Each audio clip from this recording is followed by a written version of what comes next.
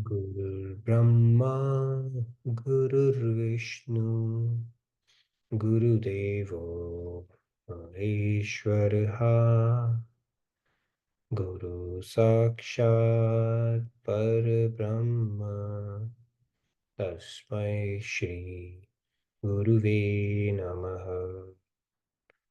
Vasudeva Sutam Devam Kamsachanuramardanam Devaki Paramanandam Krishnam Vande Jagadgurum Krishnam Vande Jagadgurum. Okay, so Radhe Radhe, good morning, good evening, everyone. Let's get started. So today, yeah, we do have a spiritual cash-up segment as well. So we simply get started with the shloka. So today we are going to introduce the new shloka. It's 5.23. I'm going to recite it and then you're welcome to follow along. Shaknoti haiva yasodhum praksharirvimokshanat kamakrododbhavam vegam sayukta sasukhi naraha. Okay, let's take a few hands if there are any. Nobody's volunteering today. Oh, I don't see any hands. Okay, maybe people haven't joined. All right. So if we don't have any hands, then let's get started. So this shloka, Lord Krishna is saying that those persons are yogis who before giving up the body are able to check the forces of desire and anger, and they alone are happy. So let's get started. So we'll do a little bit of context setting on the shloka and then have a bit of a discussion, and then we move to our spiritual cash-up segment.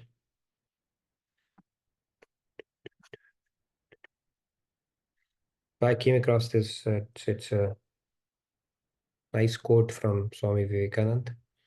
So world is the great gymnasium where we come to make ourselves strong. So if you go to the gym, that's where you build muscles, and this is where you would build the required muscles in the world. Okay, so it's treated like a gymnasium to strengthen yourself in so many ways.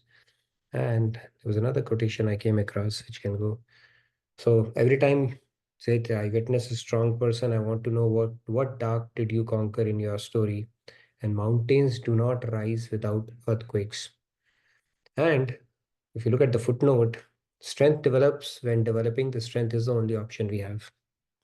So it's a pretty interesting one, right? We dig deep when our, when we are forced to do that. And one of the examples that come to my mind, in fact, of the country is that of an Israel, right? They are surrounded by Arabs.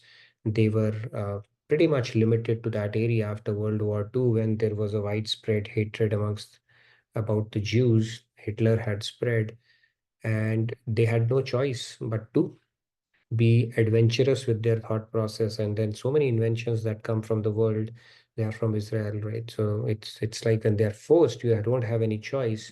That's when you exert yourself, and then a lot of good things can happen. In fact, I was reading an article that if you go to NASDAQ stock exchange, most of the companies that are listed there are from Israel. So a lot of inventions, a lot of gray matter, so to say.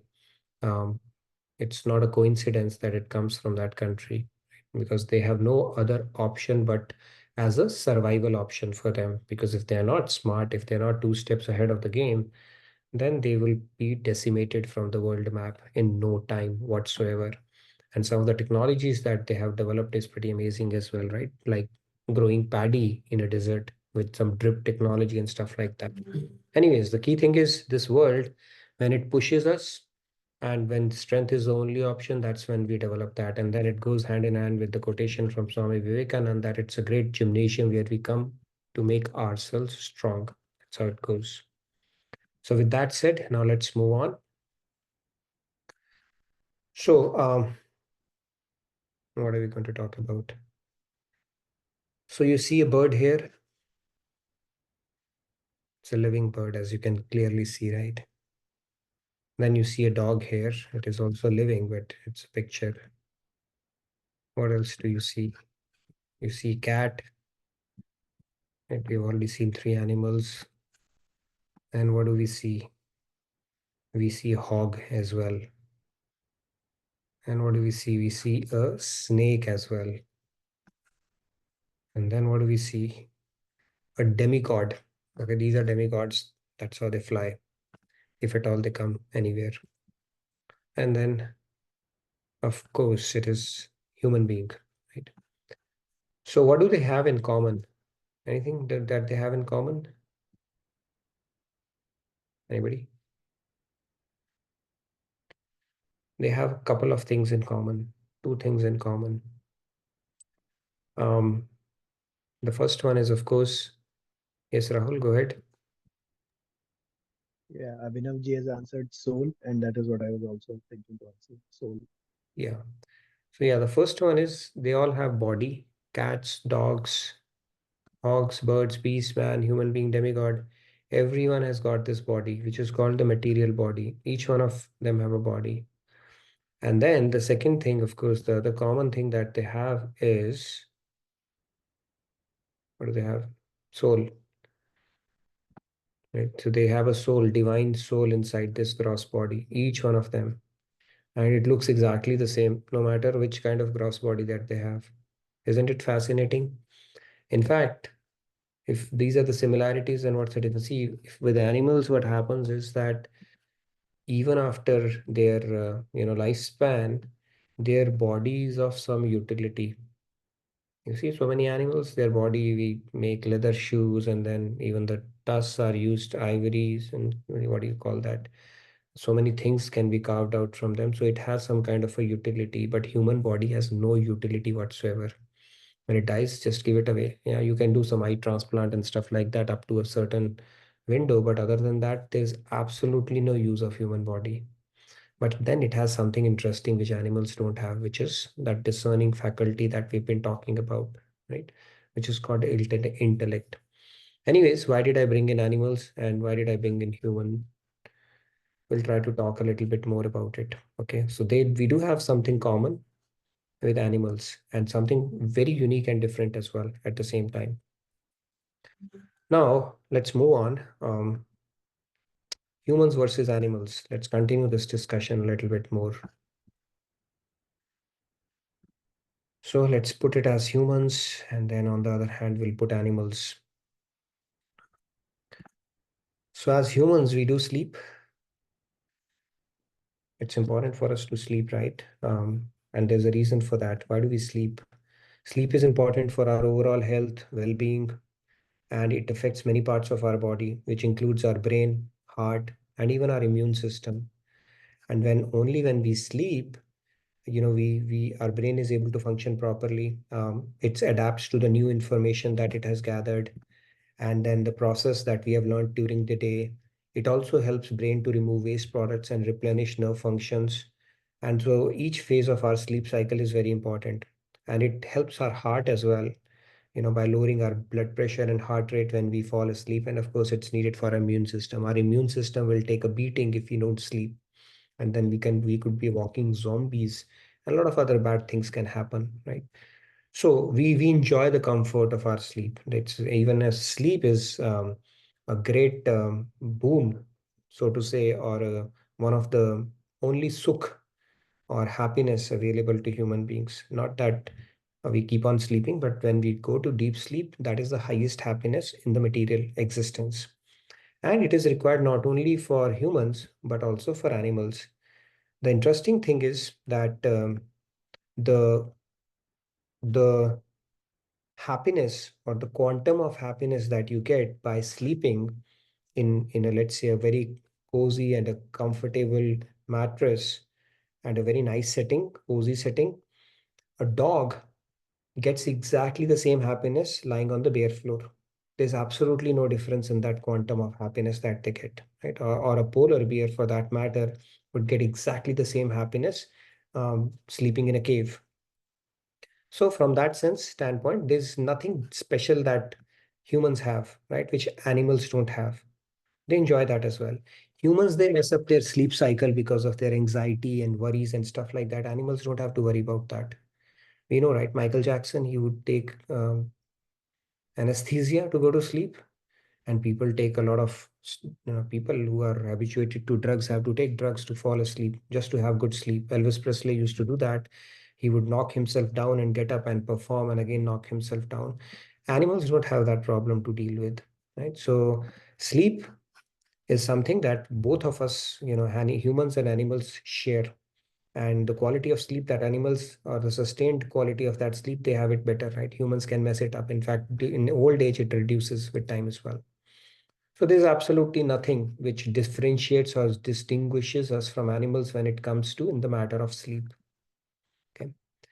Then we have eating, right? We do relish good food, different kind of foods. Now, the quantum of happiness that you are getting on eating your favorite food, which might be ice cream, cake, rasgulla, or that favorite cuisine that you always wanted to try, animals also get the same happiness. If you look at this monkey, it's going to relish that as much as you do. There's no difference between the quantum of pleasure you are getting just because we have access to so many recipes and we can get creative by doing plus and minus with all the food grains that are at our disposal. Animals get the same. In fact, monkeys these days in Vrindavan, they are gorging on fruities. Okay, that has become their favorite, right? They want to drink a lot of fruity. So they'll take your glasses or your wallet or something in your hand and then they negotiate. Only if you give them fruity, they'll give it back to you. And for us, we may have to worry about our weight or diabetes and other problems if we eat, or cholesterol for that matter. Animals don't have to worry about it. So the happiness that a cow gets on grazing that green grass or a goat gets, it's exactly the same as the happiness we get or the relish we get on having our favorite food. There is no difference in the quantum of happiness there as well.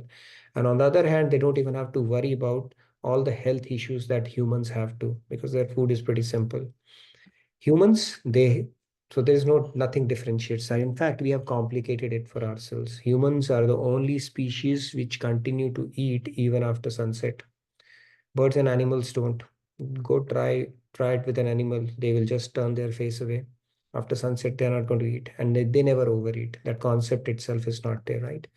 So there's nothing special, with regards to eating as well. Animals do the same, we do the same.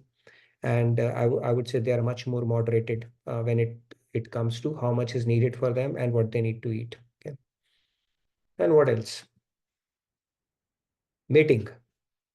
Humans procreate, right? Um, they produce babies, and animals do the same. So that doesn't make us humans unique in any ways. In fact, when it comes to animals, they can generate tons of babies. Look at a scorpion mother. It can carry hundreds of babies on its body at the same time. Humans cannot create 100, maybe triplets or twins in one shot, but they cannot. So this is also an activity that really doesn't differentiate humans from animals in that case. In fact, animals are more regulated, right? Like if you look at um, uh, the cows and all, they have a gestation period, but humans, they use it for recreation as well. So this is again an activity that truly does not distinguish humans from animals. This particular activity, and it is shared as well, right? From that sense, what else is there? And then we do defend ourselves, right? If somebody comes to harm us in our territory, we have a right to protect ourselves. We could even be carrying a gun, right? US Constitution, that which amendment talks about right to protect yourself, where you can carry a gun, is very politically debated topic. But even otherwise, we protect ourselves. We take safeguards to protect our interests, our family, and near and dear ones. And then the other ways of protection is having our insurance policies, having a roof above our head, and those balance that we maintain in our bank, otherwise, so that we can save for the rainy day. So we do have ways to protect ourselves. What do animals do? They don't have these sophisticated means, but they do protect themselves with their claws, tooth, nail, the claws and the teeth and all the sharp things that they can use. So they also defend themselves. That is their means. It may be that is the only means they know. We do it through some sophisticated means. We can fight, we can hurl abuses, or we build moat around ourselves, which could be in terms of our bank balance, buying insurance policies, or saving enough for our the twilight of our life, right? So animals do the same in their own ways. Now, if you think about it, these activities are primitive activities. Okay, there's absolutely nothing that differentiates us from animals with regards to these activities. So our scriptures say ahar, bhay, nidra, and maithun. Even animals do. What is a big deal if you are doing it? Okay. So let's say there's a human. Okay, human has made an entry, a soul, and one of human makes their goal as part of their life is sleeping only. Okay, whenever I hear this or go about that, it doesn't scare me. It amuses me now because this is one of the things that I struggle with as well. So then what will happen? The soul will get. You never know that where the soul will go when you shed your gross body, right? God says this is an activity when animals do. Now that is if yeah, that is your sole goal in life. Why not have it in abundance and do it um, you know, where you can enjoy the compound interest of sleeping for 6 months altogether. Or let's say if we make our goal eating alone, then you'll say, all right, you become a hog or a monkey. That's all you'll do throughout your life. Because that's all we have done in our life. It's a pretty simple formula, right? We are applying because God says whatever you primarily do or where your disposition is, that's what you'll end up achieving in your life. Or for that matter, if mating is the only thing we want to do, we'll probably end up becoming like, right? Pigeons, they mate multiple times a day. We'll probably end up becoming pigeons or something like that. There are species who go about this business pretty frequently. Or for that matter, if we are too much scared, and that is the only thing that continues to bother us, then maybe around that aspect only, right, where we are totally insecure about what are the possibilities, especially if we cater to only these basic activities throughout our life. As humans, if we have centered our entire life around these activities alone, which is how typically a regular template life is. You ask somebody, what do you want to do? Swami Vivekananda, once he was traveling with a boy, and he thought, okay, let me utilize it as a coaching movement. So he asked him, what are you traveling for? He was traveling in a ship. Those days ships would go, if you one were to travel from, let's say, Bharat or India to US. They said, what are you going there for? He said, I'm going there to do my undergrad. So he said, all right, so what are you going to do with that? He said, then I will come back and do ICS. ICS is something similar to IS that you do. He said, then what are you going to do? He said, then I'm going to get a good match and get married. He said, fine. And then you, what are you going to do? Then he said, then I will do, and then I'm going to get a house and then basically get married and get a house and, start living with her. He said, and then what are you going to do? Then he said, I'm going to do social and economic progress. He said, what are you going to do? Then I'm going to have kids. Then what are you going to do? Then, of course, I'll continue to progress and then one day I'll retire. And then what are you going to do? Then he said, then what I'll do? I'll die.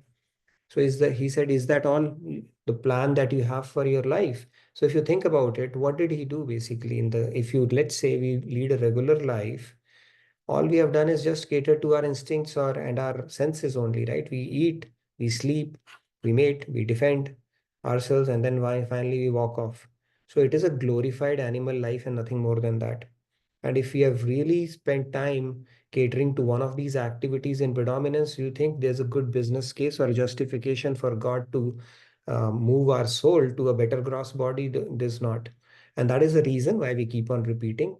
And it's even more important that if we simply go with sensual indulgement, these five senses that we have, then we can fall down in the cycle of life and death as well. So the point here is that now you say, why am I saying that? Okay, the reason I'm saying it is because in the shloka, Lord is saying, shloka that nobody recited other than me today, is that you need to move beyond desire and anger. And that too when you are living. This is what we'll continue to do. So these are the desires. All of our activities are fundamentally revolving around these basic activities alone. So if you simply break down your day or your life so far, it will be surprising to see that most of the activities that we have done are centered around one of these three. In these activities: ahar, bhay, nidra, and maithun. Around these activities alone. And if we have done this only, we have done no special than what animals do as well, is what our scriptures are telling. And it says that you need to go beyond that. Why? Because you are endowed with a special faculty which animals are not. And that is this intellect. And using this intellect, you can use discernment and make decisions which can take you beyond this glorified animal life, which is obligatory on you because you have been given this human body now. So that's what our scriptures are telling. With that, I'm taking a quick pause, maybe a few questions before I hand it over to the spiritual cash up segment. Any questions? Are you liking the soul, the shining soul? Somebody has to ask some question. I know we don't see Sandhya today, so somebody can take on her role. Yes, Abhinav? Rather, nothing, nothing, rather, so like animals also, they are looking for pleasures, right? Like sleeping, eating, mating, and all. So my question is like, even are they not getting? I mean, are they not connecting with God? Like if when they are sleeping, or I'm not sure if they can meditate, but um,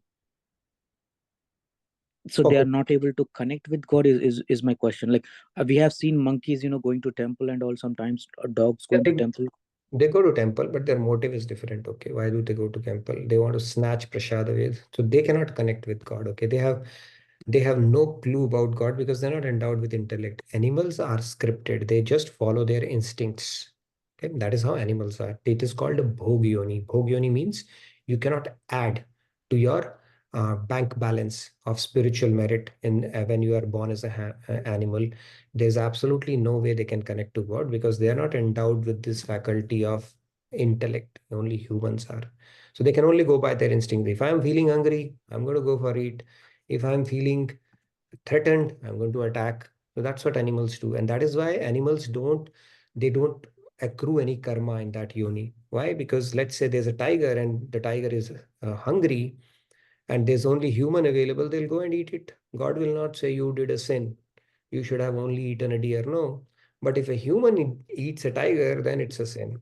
Because now you are given this faculty. Why would you kill somebody, for the sake of your? So this is how it works. So animals do not have intellect where they can connect to God and do the things that humans can. And that is why human birth is very special. Okay. One more question, Nitinji. So So how does the karma? We have this sanchit karma, prarabdha karma, and karma. I think there's one more karma. Kriyaman, Kriyaman. Kriyaman karma. So all these doesn't apply to animals. No. No, they are already, so if the soul, it's a journey of soul, right? So maybe as a human, if you have just made eating a goal of your life and you become a hog, of course you are exhausting part of your sanchit karma, right? You will minus that by becoming that. But animals are not subject to that. They can only minus in that yoni, but they cannot add. Okay, this is how it works. Okay, Sairam ji, let's quickly take the Okay. next one. Please. Radhe Radhe. Radhe Radhe, good to see you. Yeah. Likewise, Nitinji. Yeah, I was just contemplating on this slide. Yeah, speaking for myself, not other Mahapurushas here. Um, sometimes the intellect is a double-edged sword. Without the knowledge, we can be worse than animals only because we won't even be eating, sleeping, mating, defending properly if we misuse it. So, at least they are able to do all these things properly. Yeah, Spider-Man, there's a dialogue in Spider-Man, right? With great power comes great responsibility. So God said, I've given you this double-edged sword, you better use it the right way. Yes, in case of animals, they are regulated in all the activities that they do. In case of humans, we are not. And that is where the problem is. See, God has created a kick or an incentive for each one of these, right? When the creation was done, it was, the Brahma's son, they were just not interested in anything at all. Okay, just they wanted to meditate. So he had to create a Maithuni Srishti so that there's an attraction between a, man and a woman. And then, of course, God has created a kick for eating as well, right? You get dopamine kick when you taste food. If not, you will not even eat. So there is a reason he has created for everything, but we take it too far, a little too far. And that's where he says you need to arm this intellect and regulate yourself and do it in accordance with the injunctions of the scriptures. Otherwise, do it at your own risk. So ignorance is not a bliss. Yeah. Absolutely. Yeah, thank you, Nitin. Yeah, that's why I'm very grateful about the knowledge we get from here. Right? Where the sources, yeah. Thank you, Sairamji. Let's take maybe a couple of more hands and then we will move to the next segment, the cash up segment, which I think we still have a couple of minutes. Yeah, go ahead, Rahul. Yeah, Radhe Radhe Nitinji. There is a request from Ganpriya ji to show the first slide, the shloka slide, and then the Swami Vivekanand ji's quote slide. We can do that. Swami Vivekanand's quote, yeah. So that one Yes. you missed it. Okay, it will be my Yeah. pleasure to go back to that slide.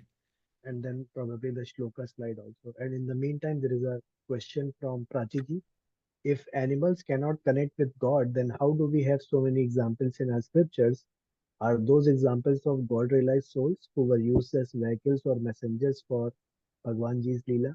Yeah, I know. So those animals, I think those were special. If I had the same question, like Jet Bharat's story, he became a deer. And deer, Podraj. though he became a deer, he still had those past sanskars where he would roam around near the hermitages and even the forest. And then Kakbhushundi, I think those animals were special. Maybe in other eras, they were not animals, but the fable animals we see that who can talk as well. I don't know. But yeah, and those are more exceptions, I would say, than a norm. Typically, in an animal yoni, it's a bhog yoni, and you don't get anything to think about, contemplate, or make decision. And you're just instinct driven. You are scripted to act in a certain way whenever that emotion gets triggered. Yes, Samiran. Yeah, Radhe Radhe. Regarding to the previous point that Sriram sir said, that even for the matter that we depend on knowledge, knowledge is absolutely important, but we try to bring everything, like whatever we do, we bring knowledge. We try to love also with knowledge.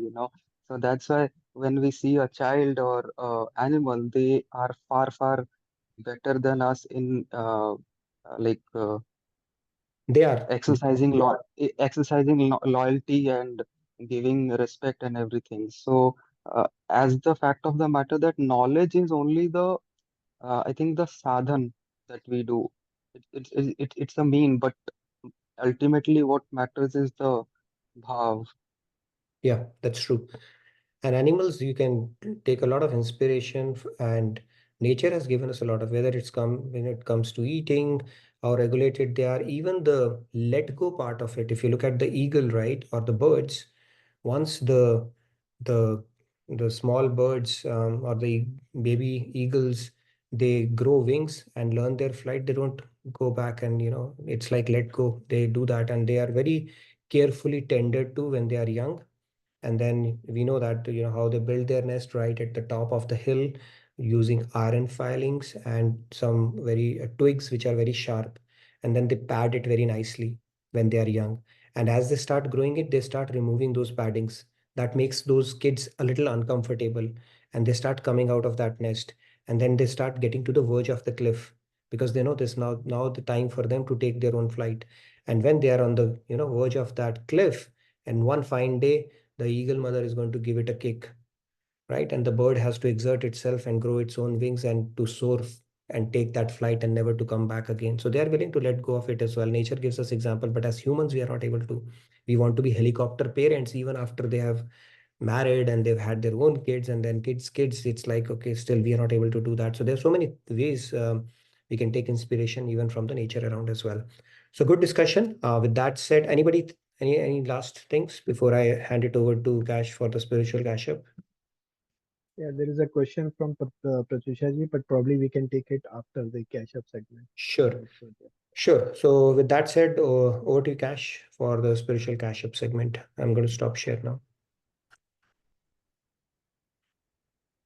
Okay, Radhe Radhe everyone. Thank you. And as always, all gratitude to God and Guru for giving us this opportunity to come together and absorb some of their teachings. So let's start with today. So there was once a boss and an employee running late to work. So the boss asked him, "Why are you late to work today?" And the employee said, "Well, I got stuck in the shower." And the boss asked him, "Really? What happened?" And the employee said, "My shampoo bottle said lather, rinse, and repeat, but it never said when to stop." So that brings us to today's topic, which is unlimited, limited pleasure. So we seek pleasure, all of us, we seek happiness, and we find that it is in limited quantities. But seeking that limited pleasure, we have unlimited means of doing that, and we have unlimited chances of doing that. So just like the shampoo bottle, this world doesn't come with instructions of when to stop seeking happiness. And so that's why we get stuck in the shower of this earth. Anyway, so we continue on with the chapter of Paths to Attain God, Karn, and today is episode 3. So last time, this was the crux of what we looked at. In our spiritual journey, we are slaves to that duality of reward and punishment. Because when we perform our actions, either we're doing material duties which give us material rewards, or we're doing slightly nobler duties which give us better rewards, higher rewards. But then if we go down the wrong path, or we don't do what we're supposed to do, then we earn karmic demerits. And either way, all of these are bonding actions.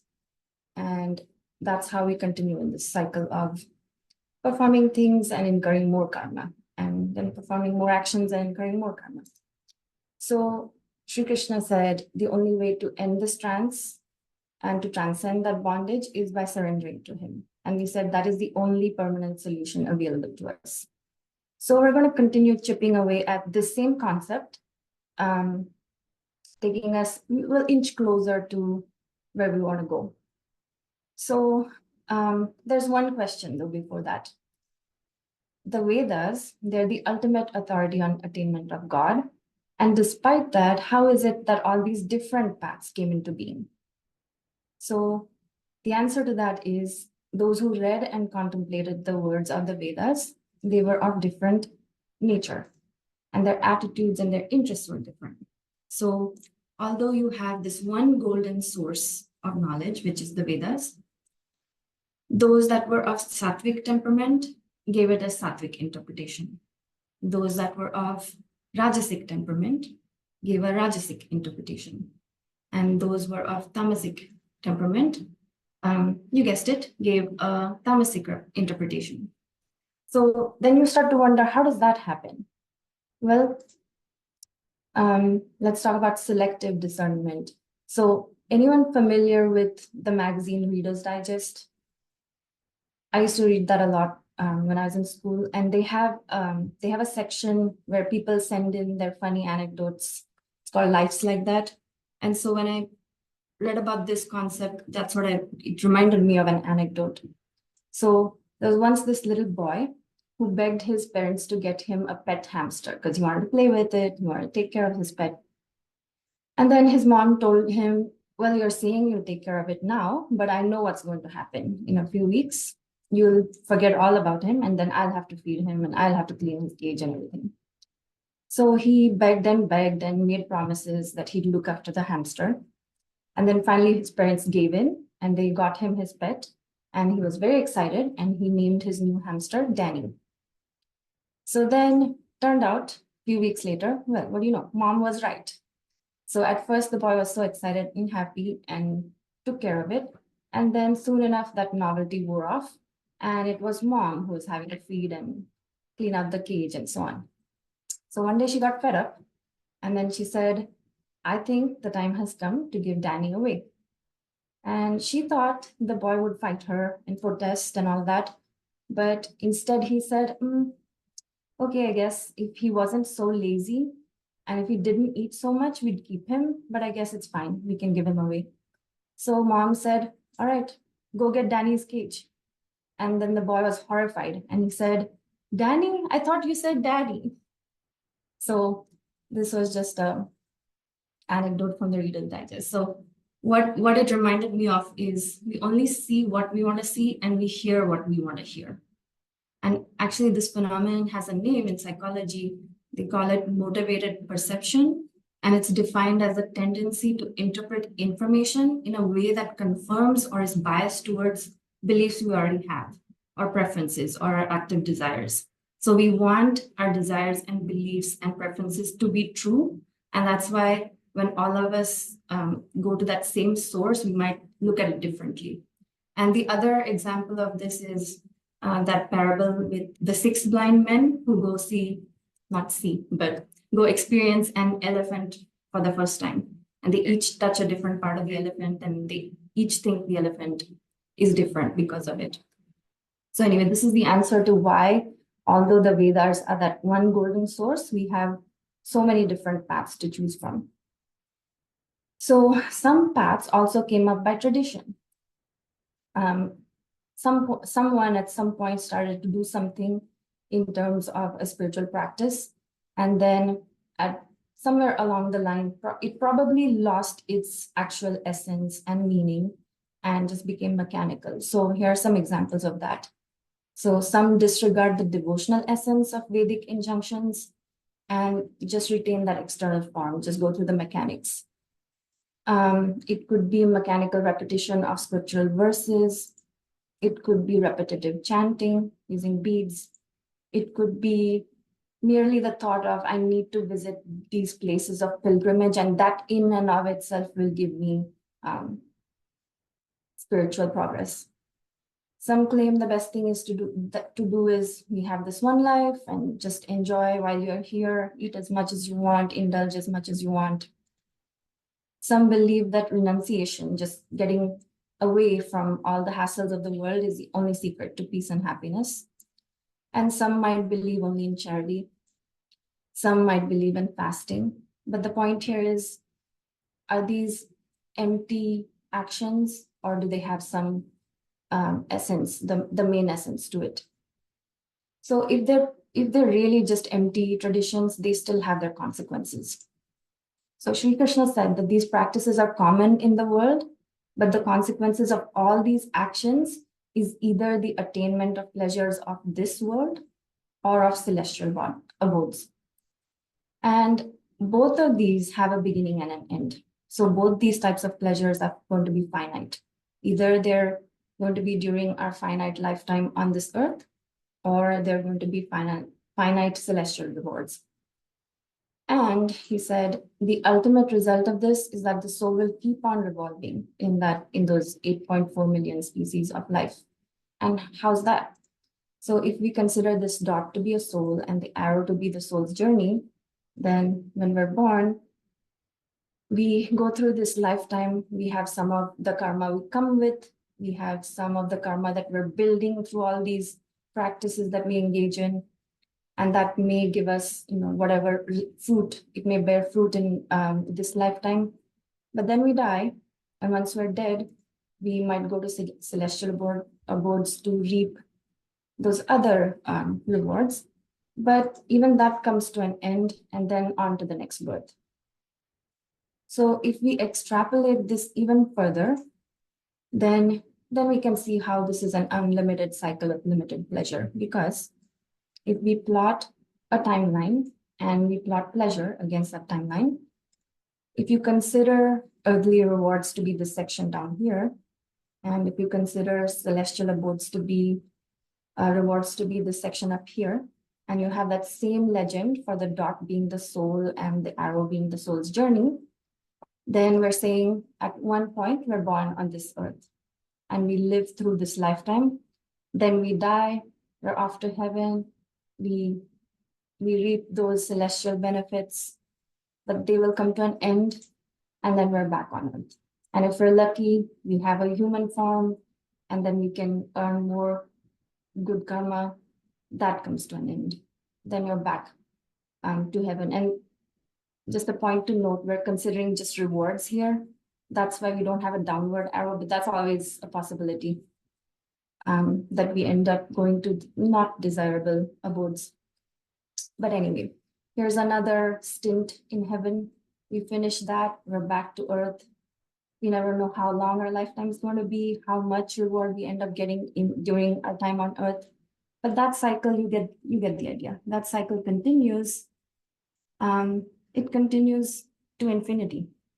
And that's where we're saying the pleasure that we got in either place was finite, it was limited, but that seeking of that limited pleasure, that we can keep doing. This cycle can just keep going on and on and on.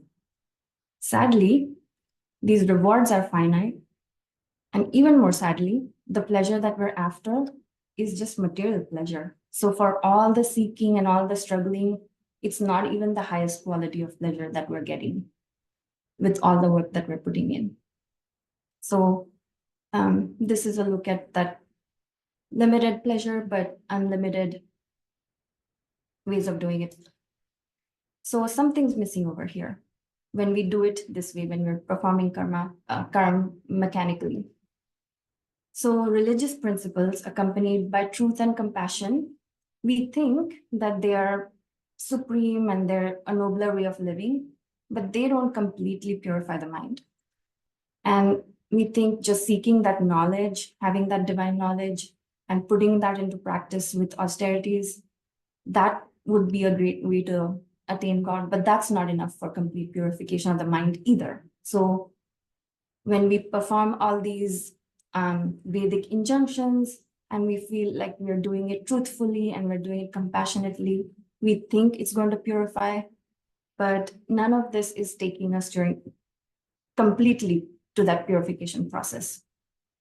And there are some examples of that. So mere performance of karma, cultivation of that knowledge or practice of austerity, they're not going to free us from Maya, nor are they going to help us attain God. And if we look at some examples, we have fish that live in the Ganges, and people go there specifically to take a bath in the holy waters. And here we have fish that live there day in and day out. And then we know of these sadhus who smear ashes on their body as part of their austerities. Well, donkeys smear their bodies with mud. We were just talking about animals. Cows and buffaloes eat only grass. What an austerity. They don't get to eat anything tastier than that. And rats don't need all these creature comforts. They're happy to live in a hole under the ground. But none of these things, these external acts of austerity, none of these things make them great renunciates. None of them make them great spiritual seekers, because they're missing one essential ingredient, and that is devotion. So let's go back to the slide we were looking at last week. If the performance of karma does not result in the attainment of God, then why should we follow this path? And then why have the scriptures described the rules of karma in so much detail? So if we look at what we looked at last week, Arjun had two choices. If he engaged in the war, either he would win the war and attain a temporary kingdom. If he lost or died in battle, he'd be martyred and he'd earn heaven. So that would be a high reward. And then he told Krishna, well, I'm not going to fight at all because you told me both these things are going to hold me to bondage. So he said, I'm not going to fight at all. But then Shri Krishna told him, well, then you have a ticket to hell. So Shri Krishna told him there's a better way to do this. You can transcend both of these by taking the path of surrender. Well, now we have labels to these things.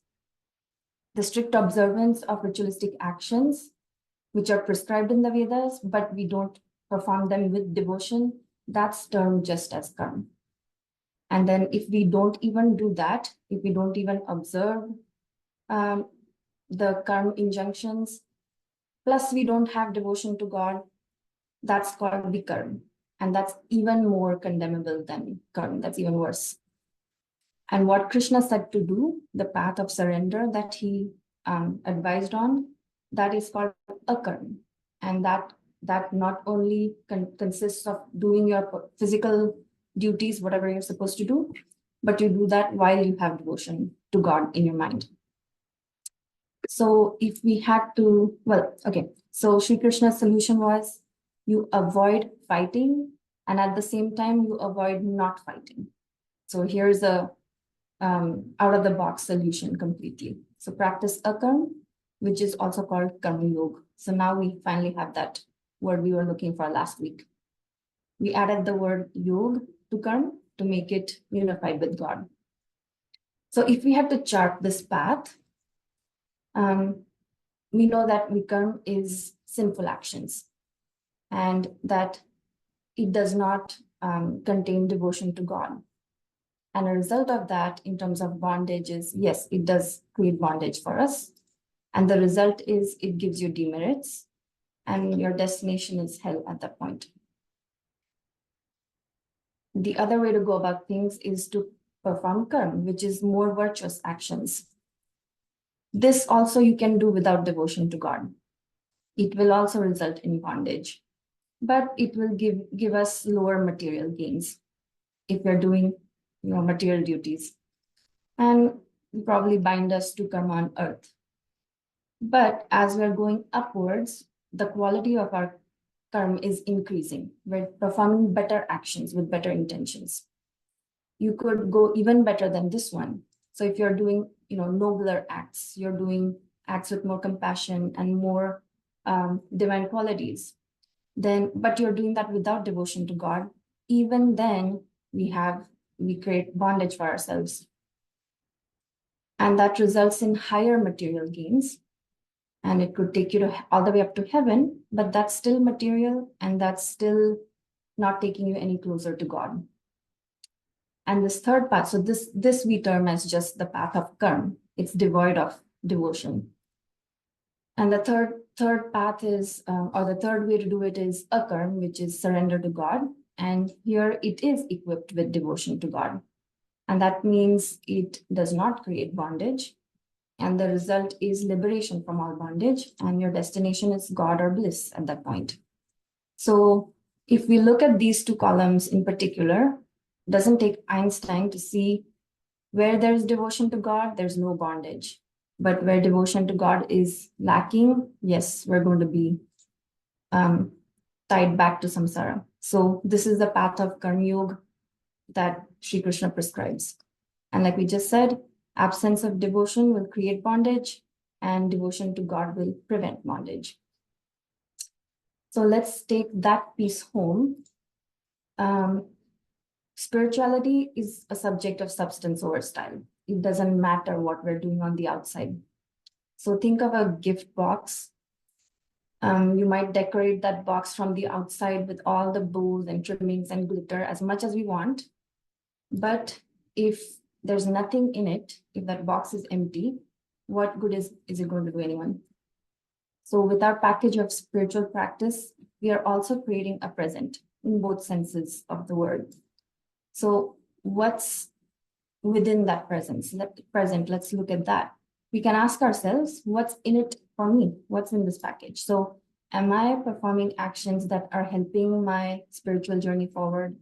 Am I making conscious effort to avoid that vikarm? And more importantly, we can ask ourselves the question, what's in it for Sri Krishna? That's the most important thing, because we just said without that, whatever we're doing is tantamount to nothing. Am I working on attaching my mind to God? Am I offering the fruit of my actions to God? These are some of the questions we can ask ourselves with the practices that we're doing. So I will leave you with this one thought. We might have a litany of practices within our spiritual arsenal, right? We might be doing puja and chanting and visiting holy places and fasting and doing charity. We might have all these traditional practices employed, but if they're devotion devoid, they will fall into the void. So that brings us to the end of this segment. And as always, I really appreciate your patience and attention. Radhe Radhe. If they are devotion devoid, they'll all fall into the voids. That is the line that can stick with all of us. Beautiful presentation. I like you pull in a lot of punches in every presentation that you do, and it drives home the point beautifully, clearly, as lucidly as one possibly can. So loved it. Let's open it up for other participants to share, their takeaways from the session or in general. How did you feel about? Let's open it up.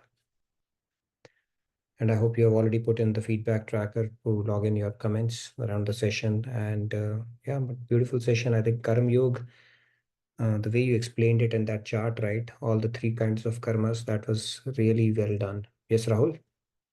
Yeah, Radhe Radhe. Beautiful session as always.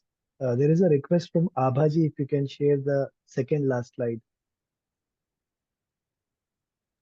Yeah, let me pull that up. Yeah.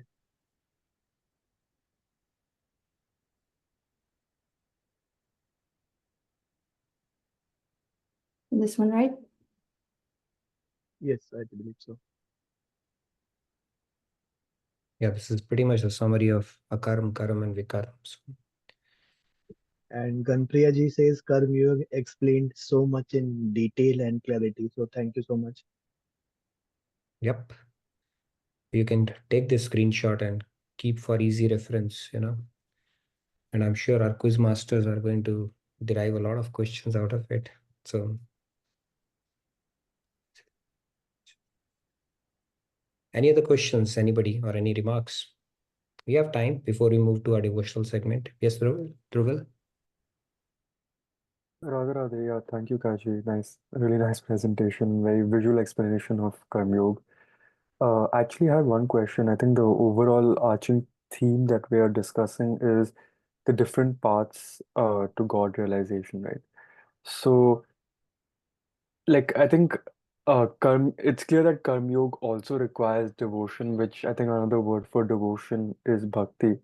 So, my question is like, do all the paths like is bhakti the essential ingredient to all the paths? Because I've read in a few places that even the jnani eventually through the gyan will develop bhakti and that will take them to God realization. Karma yoga we already seen that, and bhakti yoga we already get that. I think ashtang yoga or different sort of physical aspect could also eventually lead the mind there. So I'm just curious if all the sort of all the roads lead to Rome in some sense. They do, and you're right about that. They will all get you up to a certain point, but eventually everyone has to cross that bridge of bhakti to get to God. Yeah, it says Gyan ki had hai samajh, samajh ki had hai prem. So all paths eventually you have to go through that bridge only. So why not build that bottom up, from a fundamental, not fundamental, but ground up, you start building those sanskars that will anyway going to help it. You have to bring it into the fold sooner or later anyways, in regardless of which path you're following in. Yes, Rahul, you had a follow-up question too? Yeah, no, sorry, just a follow-up comment. All roads don't lead to Rome. I think they lead to Vrindavan. So it's probably more appropriate. Lead to Vrindavan. Hmm. It's a good aspiration to have, so to say. Very nice. Yes, Pratusha, go ahead. Radhe Radhe, sir. So actually, Gashi, thank you for the wonderful presentation. I have a question, which is regarding the Shraddha and Nishtha when that we are trying to develop through our practices. So when we are doing that, does that fall under the karma or akarma? This is out. Go ahead, Cash. It's your question, not mine. Wait, can you repeat that? Sorry. When we Shraddha are or Nishtha. You're trying to form Shraddha or Nishtha for what? The towards God. towards God, then that aspect itself would be a Karam Yoga only, right? Because you have God at the center of it. So anything that you mix God with, that becomes yoga at that point. So Okay. just So we have direct. not developed complete surrender. That's what I was Yeah, asking. but That's it's always going to be a journey, right? We're never going to get to that 100% point in the first shot. So every step, how much ever proportion you have God attached to it, that's your proportion of Karma Yoga practice at that point. So that will be considered as akarma or karma. Karma Yoga and Akarma are they're the same thing. Yeah, akarma is karam yoga only. Vikaram Okay. is bad karam, and karam is regular karam, right? Good karam. So akarma is always karam yoga. That means you are zero. Basically, you are multiplying it with zero, whatever action you are doing, because you are doing it with God consciousness or for the pleasure of God. Like Hanuman killed so many Brahmins in Lanka, or for that matter, Arjun killed so many people on the battlefield. But in God's accounting book, it counted as zero because it was done with the consciousness that it was done as a work for God or for the pleasure of God. So that becomes karma. Okay. If nobody has, I have one more question. Sure, maybe this, Uh, then we can move to a devotional. Yeah, last one. okay. So actually, I've put it for Rahulji to say, but I've left. The question was like you said that animals don't have intellect. So whatever they do, it's considered as a bhogyoni. So what about the gods? They have intellect, they have mind, they probably have a body. But why? Demigods, What makes demigods. us, yes, Mhm. what makes us different? That whatever we do, because karma is something that we do from the thoughts, the speech, and through body, right?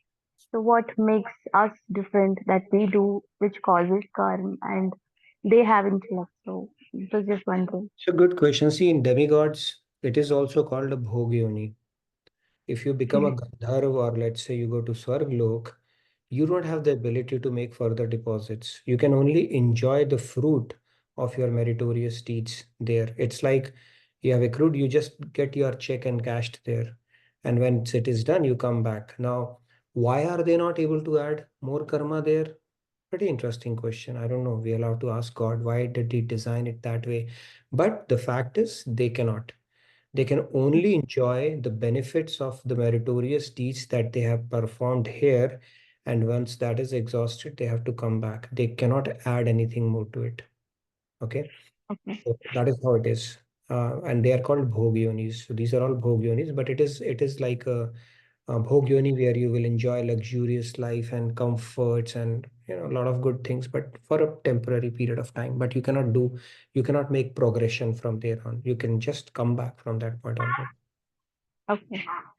It's just a rule that they follow. That's it. Yeah, it's like God sends you for a vacation for a bit and then you have to come back. Yes, Okay, sir. Dhruv, Thank you. no worries. Uh, and it is in bhukti realm only. It's in material realm only. It is not beyond material realm, right? Swarglok and all that stuff. Yes, Dhruval, you had something else as well? Radha, no, I only had a request. Actually, there was one slide where it talked about like 2 points. One was like offering the fruit of the action to God, and there was one more which I'm forgetting. I just wanted to take note of that if we can quickly show that slide. Uh, Okay, so you can quickly show and then we move to our devotional segment. Rahul, you ready after that? Yes. okay, yes, thank you. I'll just take a screenshot. That. You'll get the presentation anyways, right? Okay, okay, thank you. It's uploaded, yeah. Oh, it's uploaded. Thank you. Okay, so please fill out the feedback tracker. Anything else, Rahul, you wanted to say before we move to our devotional segment? We can do a few chants and then we'll wrap it up. Just wanted to add an announcement about the Swamiji's Angels Meet, which will be happening tomorrow, June 27th at 10:30 a.m. CST, which is 9 p.m. IST. So all the devotees they can join and we'll see the journey for Swamiji's dream project, and they can also choose to become Swamiji's aide. So the link and the timings are already there in the chat, but I can share it again as well. Yeah, that Thank you, was the Rahul. major announcement. All right, so are we good with the devotional segment then? We can do a few chants and then wrap it up. Yes, yes, Do correct. fill out the feedback tracker. If you've already posted it, good, you can post it again and then let's get it going. Can you see it? So,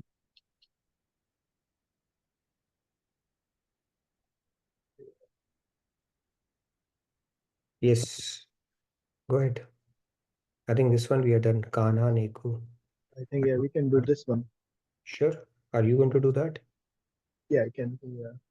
Radhe Radhe Govind Govind Radhe Radhe Radhe Govind Govind Radhe Kanha ने एक तोआ गोविंद राधे माखन का लौंदा दूंगी नाच दिखा दे Kanha come here I will give you a handful of fresh butter if you dance for me put your Nice. hands Thank you. Let's take a couple of more hands. Riyaji, go ahead. yeah, Radhe Radhe Radhe Radhe. Radhe.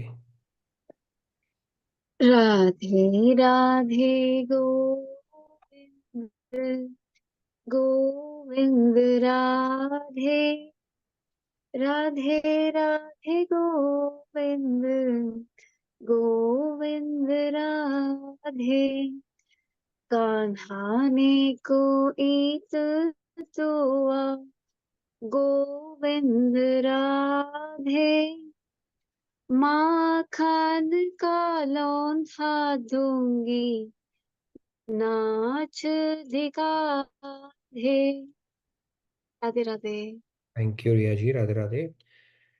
Pratyusha, go ahead, please. Two more hands and then we Radhe have Radhe Radhe Radhe. Kanha ने एक तोआ गोविंद राधे माखन का लौंदा दूंगी नाच दिखा दे Radhe Radhe Govind Govind Radhe Radhe Radhe Govind Govind Radhe Radhe Radhe Was very nice, Pratyusha. Radhe Radhe. Swati ji, please. Yeah, Radhe Radhe. कानने कुईत तोआ गोविंद राधे माखन का लौंदा दूंगी नाच दिखा दे Radhe Radhe Govind Govind Radhe Radhe Radhe Govind Govind Radhe thank you Radhe Radhe Very nice. Thank you. All right, Lakshmi ji. Last one for the day. Go ahead, please. Radhe Radhe everyone. Kanha को एक तो आ गोविंद राधे माखन का लौंदा देंगे नाच दिखा दे Radhe Radhe Govind Govind Radhe Radhe Radhe Govind Govind Radhe thank you Radhe Radhe Very nice. Wonderful. Thank you, Lakshmi ji. So with that, we come to the end of today's session. Thank you, everybody, for your wonderful participation and the engagement, like always. So I look forward to seeing you tomorrow. Tomorrow, do we have a quiz tomorrow, Rahul? No? no I think it is every alternate week so Okay. No worries. So we'll continue on this shloka tomorrow and pick up something, continue on this journey for this shloka. So I look forward to seeing you tomorrow. Radhe Radhe. Good night. Good day from my side. Radhe Radhe. And before we go there is a question from Priya ji that these cache these presentations are probably still there on the JKO community portal yeah so she can definitely check that out I mean for all of those who are looking for those presentations yeah okay Radhe Radhe. So if Ankit ji is there, can you please come on audio, share your number or email? We'd love to respond to all of your questions. So Ankit, and then who else is there? Rajji, if you are there, or Nehaji, if you are there. All three of you, if you can share your numbers or emails, I would love to respond to all of your questions. So you can text me or any of our co-hosts. We'd get back to you with all the answers that you need. Okay. Thank you, everybody. Radhe Radhe. Good night. Good day from my side. Yeah, Sweet Radhe mom. Radhe. Bye.